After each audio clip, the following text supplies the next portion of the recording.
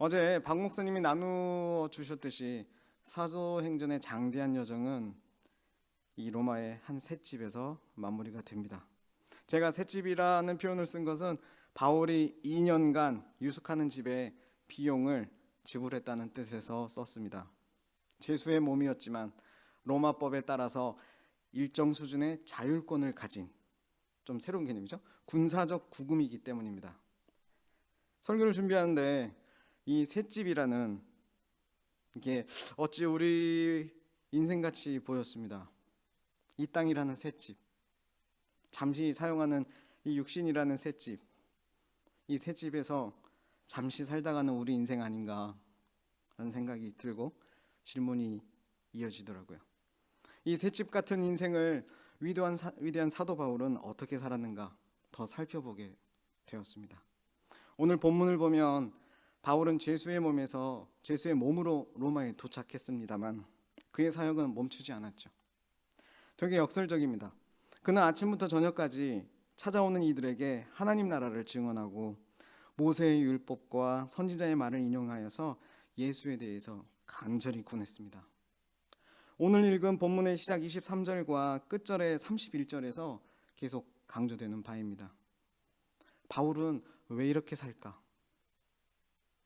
어떻게 이렇게 살 수 있을까?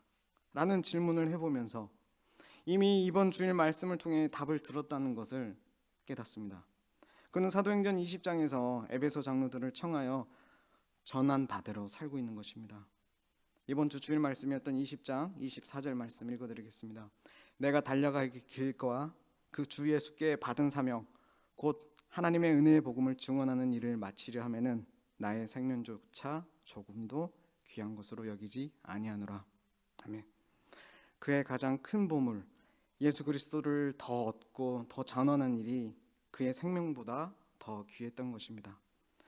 정말 귀한 것이 무엇인 줄 아니까 덜 귀한 것은 내려놓고 경주하는 것입니다.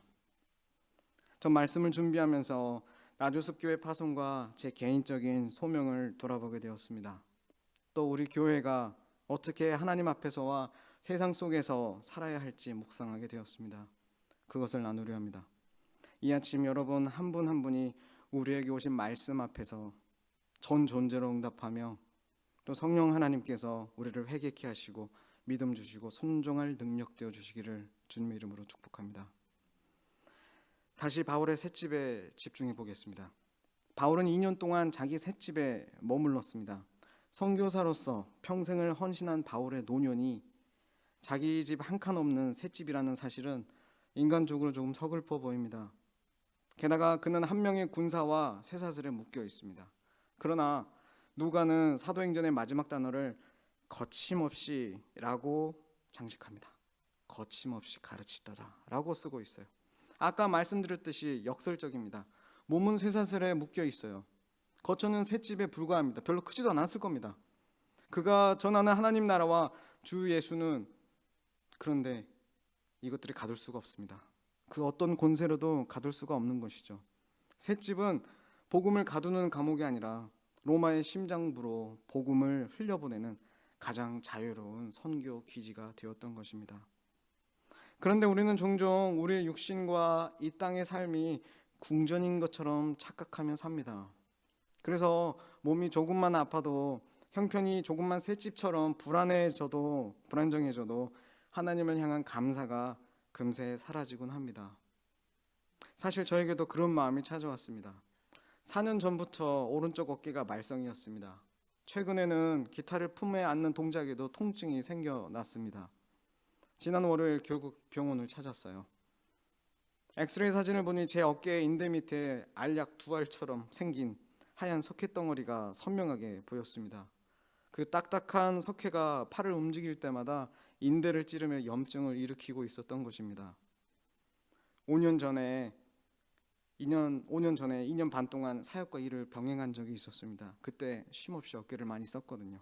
혹사시킨 결과였습니다. 저는 이제 새로 생긴 체육센터에서 수영하면서 건강 챙겨야지. 수영 좋아하거든요. 그렇게 수영 운동을 시작했는데 의사 선생님은 제 어깨가 이제 저병 같은 동작은 할 수 있는 상태가 아니라고 말씀하시더라고요. 그때 하나님께 속으로 질문이 삐죽 튀어나왔습니다. 입술도 삐죽 튀어나오면서요.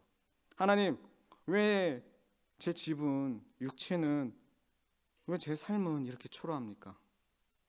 주신 인생 속에서 열심히 산 저는 왜 고장난 집 같은 몸으로 살아야 합니까? 오늘 말씀이 하나님 음성으로 들리고 보였습니다. 그 답은 짧았습니다. 아들아, 새 집이란다. 잠깐 사는 거야. 투정을 부려봅니다. 하나님, 안 그래도 진짜 집이 없어서 월세집에 사는데 이 몸뚱이까지 아파서 하고 싶은 운동도 못하게 하시면 어떡합니까? 좀 튼튼하게 고쳐주시면 안 되나요? 성도 여러분, 우리의 진짜 문제가 무엇입니까? 우리는 이 땅이 잠시 머무는 셋집임을 자꾸 잊어버린다는 것입니다. 나그네처럼 잠시 머물다 갈 인생인데 이곳을 영원히 살 궁전으로 만드느라 모든 에너지를 쏟습니다. 그래서 몸이 조금만 아파도, 경제 형편이 조금만 흔들려도 하나님을 원망합니다. 왜 내 셋집은 이렇게 초라하냐고 단칸방 아이처럼 불평합니다. 가끔은 교회 사역할 때도 그래요. 우리 팀은 왜 이것밖에 안 모일까? 우리 팀원은 더 채워줬으면 좋겠다. 은사 있는 사람이 더 있었으면 좋겠고, 좀 힘있게 능력있게 감당했으면 좋겠다. 늘 불평만 더 많이 하게 되는 것 같아요. 하나님이 주신 귀하고 선한 것들은 잊은 채, 이것은 우리가 이 땅을 영원한 거처로 삼으려는 영적 우상숭배입니다. 영원한 하나님 나라를 보지 못하는 영적 완악함입니다. 우리는 잠시 빌려 쓰는 새 집에 인테리어인 성공, 건강, 소유에는 열광하면서 그 집의 진짜의 주인이신 하나님은 외면하고 있지 않습니까? 이것은 우리의 마음이 하나님 나라가 아닌 나의 나라에 매여 있다는 증거입니다. 사도행전 20장 24절의 고백처럼 사명을 위해 생명조차 아끼지 않았던 바울과 달리 우리는 사명보다는 셋집의 안락함을 더 소중히 여길 때가 있다는 것입니다. 이것이 복음의 행진을 가로막을 수도 있다는 것이죠. 우리의 죄된 본성이 드러나는 부분입니다. 우리는 이 초라한 셋집에서 어떻게 살아야 될까요? 이 초라한 셋집에 살아가는 우리를 구원하시는 오늘의 하나님의 나라, 그 복음을 들으십시오. 이런 우리를 위해 예수 그리스도께서는 이 땅이라는 셋집으로 내려오셨습니다. 그분은 창조주이시지만 머리 둘 곳조차 없는 나그네로 사셨죠. 그러나 주님은 단순히 우리와 같은 처지가 되러 오신 것은 아닙니다. 주님은 건물로서의 성전이 무너질 것을 예언하시면서 이 성전을 헐라라고 말씀하셨습니다. 내가 사흘 동안에 다시 일으키리라 하고 말씀하셨습니다. 이는 죄로 인해 하나님과 분리된 우리가 다시 거할 수 있는 영원한 집을 주님의 육체로 직접 세우시겠다는 선언이었습니다. 주님은 십자가에서 모든 것을 빼앗기고 추방당하심으로 당신의 무너진 성전이 되어 주셨습니다. 무너진 성전이 자신이 되어버림으로써, 그리고 또 부활하심으로 우리 모두가 안전하게 거할 수 있는 살아있는 성전이 되셨습니다. 바로 이 맥락에서 바울이 쓴 에베소서 2장 21절 22절을 제가 읽어드리겠습니다. 그의 안에서 건물마다 서로 연결하여 주 안에서 성전이 되어가고 너희도 성령 안에서 하나님이 거하실 초소가 되기 위하여 그리스도 예수 안에서 함께 지어져 가느니라.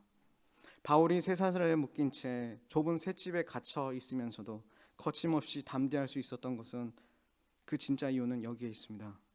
그의 몸은 비록 로마의 낡은 셋집에 있었으나 그의 존재는 이미 그리스도라는 성전, 그 안에 견고하게 뿌리 내리고 있었기 때문입니다. 바울에게 로마의 셋집은 자신을 가두는 감옥이 아니라 오히려 하나님이 거하시는 초소를 확장하는 현장이었습니다. 그는 임대료를 내고 빌린 그 초라한 공간을 만물보다 크신 그리스도의 임재가 가득한 성전으로 바꾸었던 것이죠. 내가 어디에 사느냐보다 내가 누구 안에 사는 것이 중요한 것입니다. 이것이 그가 끝까지 예수께 받은 사명을 다할 수 있는 능력이었습니다. 결국 내가 하는 것이 아닙니다. 그리스도께서 내 안에, 내가 그리스도 안에 살아감으로 이런 일이 일어날 수 있는 것입니다. 이제 우리는 어떻게 살아야 할까요? 하나님은 말씀하십니다. 우리가 곧 교회이며 우리가 곧 그리스도께서 거하시는 성전이라고 말씀하시죠. 30절에 바울은 셋집에 찾아오는 모든 사람을 영접했다고 썼습니다. 이는 단순히 손님을 치는 것이 아니라 그리스도의 몸 된 성전 안으로 그들을 환대한 것입니다. 나주숲교회도 월세 생활을 한다고 들었습니다. 우리 NRPC도 월세 생활하고 있는 거 아시죠? NRPC와 나주숲교회가 이 세상 속에서 가져야 할 정체성이 바로 이겁니다. 우리는 건물을 소유한 집단이 아니라 그리스도라는 영원한 집을 세상에 보여주는 공동체입니다. 우리의 형편이 넉넉해서가 아니라 우리 안에 계신 예수 그리스도가 모든 인생의 참된 쉼터가 되시기에 우리는 세상을 기꺼이 환대할 수 있습니다. 그래서 강권합니다. 말씀 앞에 사랑으로 순종함으로 일단 우리 곁 형제 자매에게 이미 내 옆에 와 있는 형제 자매를 환대해주고 넉넉하게 환하게 파송해 주었으면 합니다. 요한일서 4장 12절은 이렇게 말씀합니다. 어느 때나 하나님을 본 사람이 없으되 만일 우리가 서로 사랑하면 하나님이 우리 안에 거하시고 그의 사랑이 우리 안에 온전히 이루어지느니라고 말씀하십니다. 또 같은 장의 바로 밑에 16절은 이렇게 말씀하십니다. 하나님이 우리를 사랑하시는 사랑을 우리가 알고 믿었느니 하나님은 사랑이시니라. 사랑 안에 거하는 자는 하나님 안에 거하고 하나님도 그 안에 거하시느니라고 말씀하십니다. 사랑입니다. 세상은 우리가 서로 사랑할 때 하나님이 살아계심을 보는 것입니다. 결국 우리는 예수님이 마련하신 저 천국에 언젠가 만나서 영원히 함께 살 것입니다. 그곳엔 우리를 스쳐 지나갔던 형제 자매들이 있을 것입니다. 아주 짧은 인생, 우리 짧은 만남입니다.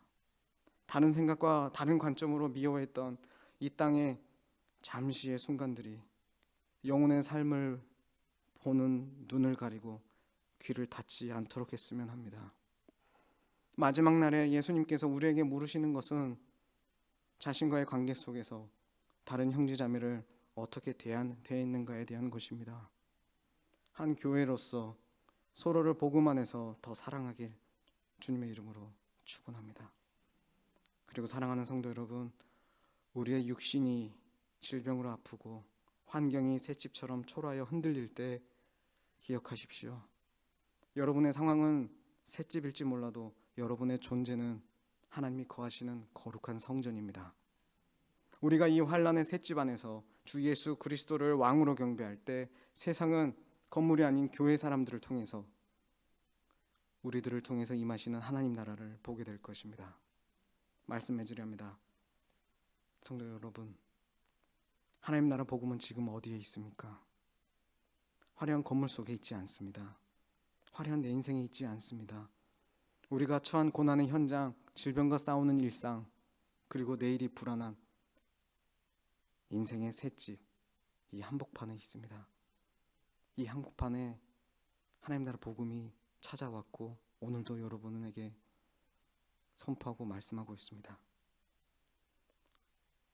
비록 우리는 이 땅에서 잠시 셋집을 빌려 사는 나그네들이지만 우리 안에 계신 그리스도는 영원한 우리의 집이시라고 하나님은 오늘도 우리에게 가르쳐 주십니다. 2026년 오늘 우리 각자의 셋집에서 그러나 그리스도라는 가장 견고한 성전 안에서 사도행전 29장을 거침없이 써내려가는 복음의 증인들 되기를 주님의 이름으로 축복합니다. 아멘. 기도하시겠습니다.